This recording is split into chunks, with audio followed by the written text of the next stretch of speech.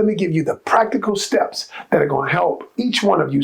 I got 3 versions. I've got what the cheating, the cheater should do.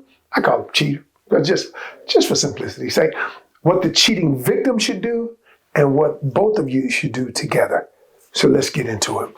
All right, let's get into it. So let's talk about the cheater's responsibility. You want to rebuild it? You want to rebuild this. And you're desperate. You love this person. You know you made a bad decision.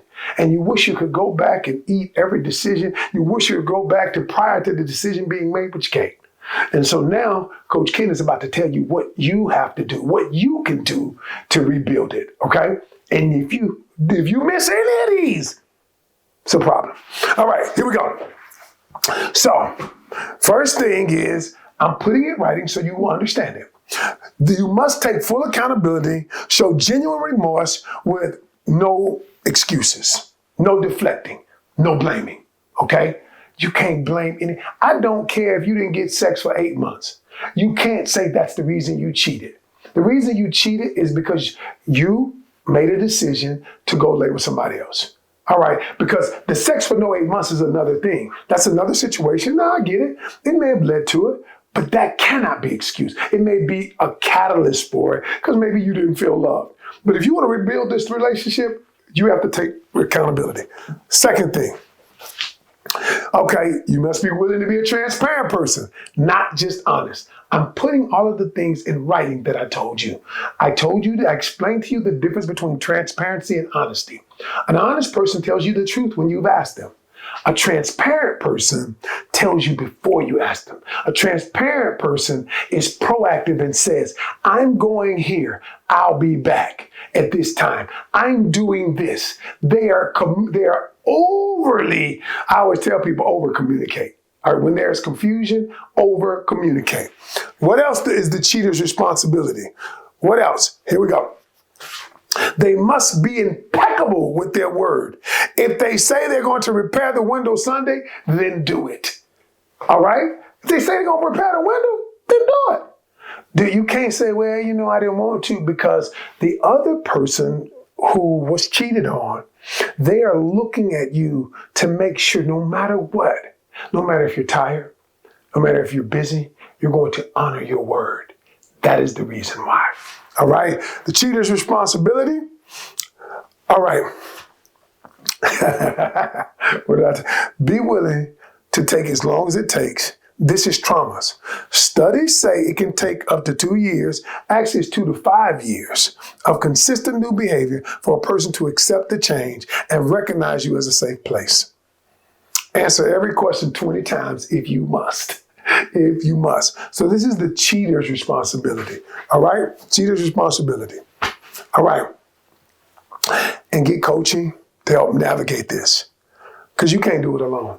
Think about it. Most people try to figure it out alone, on their own. When they're going through this, they try to figure it out on their own. And the truth is, y'all, you can't figure this out on your own. You can't. This is uncharted waters. This is something new. This is something you've never done. There are going to be emotions that have to be processed. There are going to be things that come up along the way, and you've got to be able to navigate that because you need a guide. You need a guide. At the end of the day, you need a guide. All right. So the victim's responsibility. Number 1, commit to the process, the healing process. If you've been cheated on, I want to give you a piece of advice. And you're wondering whether you should stay or not. I'm going to do a separate video on should I go or should I stay? But I want to give you one practical tip here that I've told many people that I've coached. I said, here it is. Right now, you're upset. You're devastated. And you want to leave. You want them, and some of you want them to hurt like you're hurting. But here's what I say. People say, I'm out, I'm gone. The truth is, I don't want you to make any decision right now. I want you to give it some time. If it's 3 months, 4 months, 6 months. But at some date in the future, now listen to me, someday in the future, I'm going to decide to stay or leave. Why is that important? That is important because now you're not making a decision, a rash decision, based on how you're feeling in the moment. Because there are things you may want to contemplate, like the kids, we have children, the money, we work together, our finances are integrated.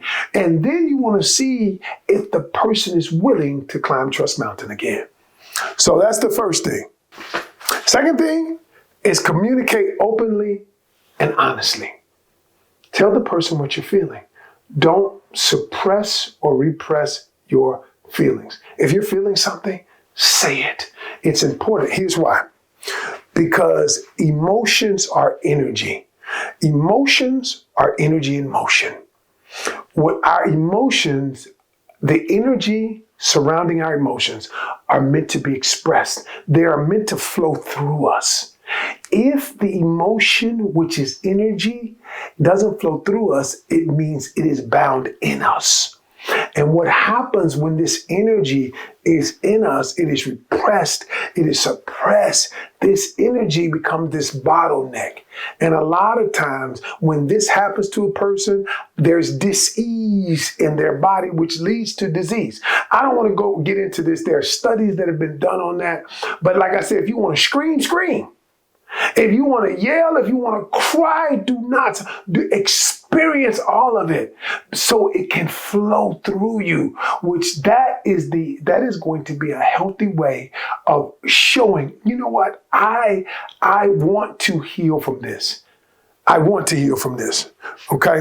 Number 3, establish boundaries moving forward. If he's got to be in the house or she's got to be in the house by 8 o'clock, and that's your boundary to make this relationship work, then that's your boundary. Because a lot of people have never established boundaries. And until something infidelity happens, they don't even know what boundaries are. They don't even know. These boundaries are things that keep me as an individual okay. These are things that I will not tolerate in my life, in my relationship.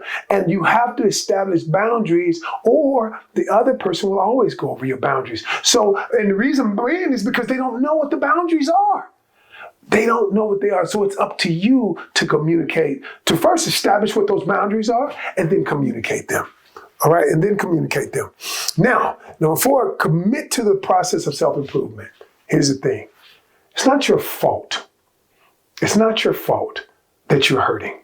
I always tell people, you may not be responsible for your pain, but you are 100% responsible for your healing.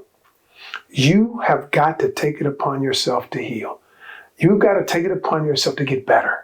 What areas? And this is a lot of times, everybody who's restored their relationship that I've helped, I always say, okay, what can we improve upon? Is it our communication? Is it our conflict resolution?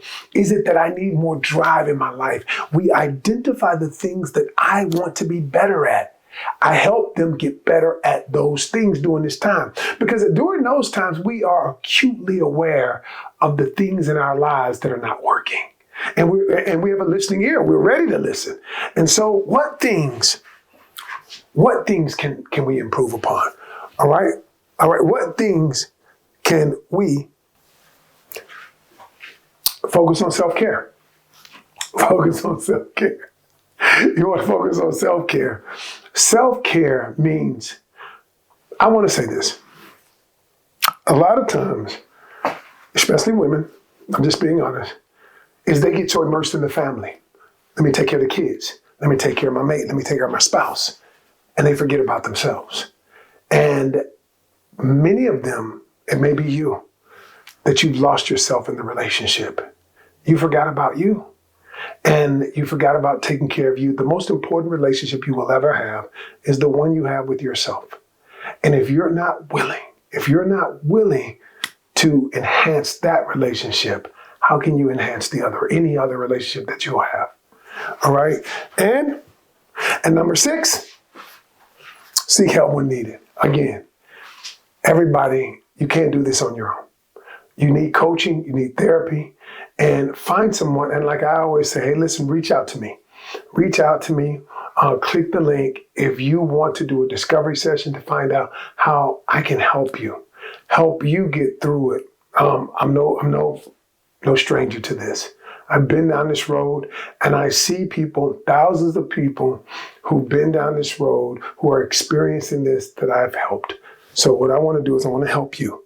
And so what I want you to do is reach out and say, hey, listen, let's sit down for 90 minutes, have a discovery session, and let's talk about how we can work through this situation. All right. And the last thing, the role of both people in the relationship. How do we rebuild intimacy? How do we rebuild the vulnerability? How do we get back? How do we restore? Because remember what I said, you'll never get back to what you used to have, but you can build something new. You can build a new relationship with intimacy, connection, and vulnerability. I've seen many people build through infidelity, but it's going to require work. So let me give you the things that both parties need to be committed to doing. All right. Number one, prioritize the relationship over everything else. Over the kids, over work.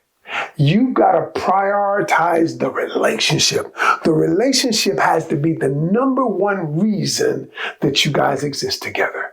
You got to feed the, I always tell people, feed the relationship will feed you. If you feed it love, it'll feed you love. If you feed the relationship compassion, it'll feed you compassion. If you feed the relationship all of the traits that you want, it'll feed you. So you got to prioritize the relationship over anything else. Number two, make quality time to reconnect. You got to make quality time to reconnect. You got to make time a priority. Time with just the both of us, not the kids, not the family. We got to reconnect because somewhere along the way, we lost our connection. And if you're not willing to reconnect, the relationship will never work. Number three, focus on speaking in their love language. You know, the book, the 5 Love Languages is a great book, right? Great book. Here's the thing. The love languages, quality time, gifts, acts of service, affirmation, and physical touch. 5 love languages. What you should do is endeavor to find out what your partner's love language. Let's rediscover each other. Let's rediscover what the love language is. But let me caution you. This is where a whole bunch of people make the biggest mistake ever. Here's the mistake. Let's say your love language is quality time. Okay? Now let's say gifts. Let's just say gifts. All right? And let's say that your love language, when someone gives you gifts, you believe that they love you. And so what you do to your partner is you attempt to give them gifts. Give them gifts because that's your love language. You not endeavor to find their love language, but you give them gifts. But their love language is acts of service. And acts of service, but you give them gifts. You give them gifts. But you don't ever do any acts of service. Now, the other person who receives it does not believe that you love them. Now, I know this might sound elementary, but if my method, my love language is, I know a person loves me when they give me acts of service. They wash my car without me asking. They bring me lunch when I couldn't get away from work, all right, to get me lunch. Those are acts of service. And the other person, but you sent them a gift while they were at work. They're like, I'd just rather have lunch. And so the biggest mistake is a person giving love language in the way that they receive love language instead of the way their partner receives it. Huge mistake. Huge mistake. Number 4, do monthly relationship diagnostics. And you might say, well, what is that? My wife and I, we wrote a book called The Canion Culture, Creating Relationships That Last. And in the book, our relationship 17 years ago was headed to divorce court. Now, it wasn't because of infidelity, but we couldn't communicate. We didn't like each other. And what we started doing, we created this thing called the relationship diagnostic. And you might say, Coach, well, what is that? A relationship diagnostic. So imagine, think of your relationship like a car. It's taking you somewhere, right? And what happens when the check engine light comes on? Now, some of y'all who are listening, you keep driving. You figure the car hadn't stopped, shut down or anything. I'm good. And then what happens is after a while, the car, you don't check the engine, car shuts down, timing belt or whatever. And all of a sudden the car puts you down. And then you have to take it in to the repair place and put it up on the rack. And so that's how relationships are.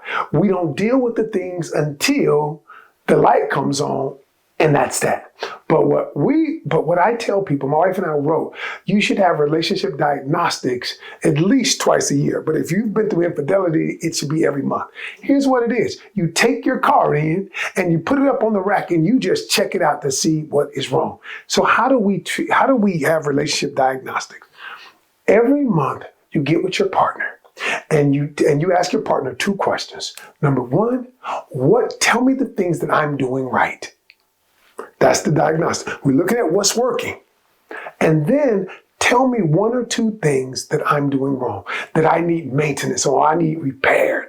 When you do that, the other person is always aware of what's going on in the relationship. And they don't ever have to worry about something happening that they weren't aware of. And when you do relationship diagnostics, it keeps you and your partner connected. All right? You and your partner connected. All right? And last but not least, get professional help to navigate these waters. And I keep saying that because somebody listening to this, you're going through despair right now. You don't know what's going on. Your world has been shattered. And you're trying to figure it out. Don't try to figure this out alone, because you're not equipped emotionally, mentally, and practically to navigate waters like this. So what I want you to do, reach out to us, reach out to me, and just send me an email and say, hey, coach, I'd like to have a discovery session with you just to see if you can help us. And I'll be here for you. This process is hard. It's arduous. I'm not going to lie, but it can be done. I've seen couples build a stronger, more intimate relationship, but you got to commit to the process. All right. So if you like content like this, click up here or up here and click on to see more content just like this. Also, I want you to subscribe to our channel. All right. And click the notification bell so that when I drop another video, you'll be the first to be notified. All right, y'all. See you on the next one.